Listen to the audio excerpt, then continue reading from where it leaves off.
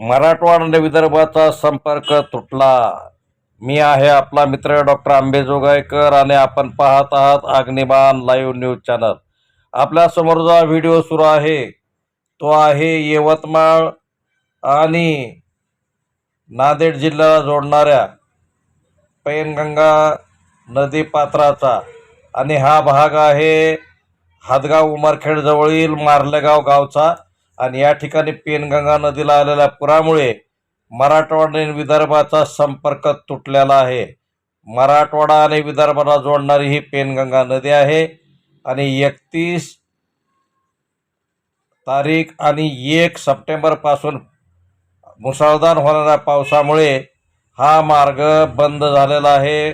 पेनगंगा नदीला पूर आलेला आहे। पहा हे चित्र, हा आहे उमरखेड जवळील मार्लेगाव नदीवरील पेनगंगा नदीचा पूल।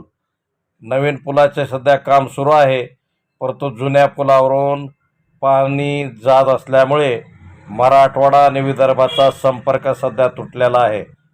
आज 2 सप्टेंबर रोजी पावसाने सध्या उघाड दिले असल्यामुळे पावसाचे पाणी, पुराचे पाणी उतरण्याची शक्यता आहे, परंतु जर रात्री पाऊस झाला तर पुन्हा हा मार्ग बंद होण्याची शक्यता आहे।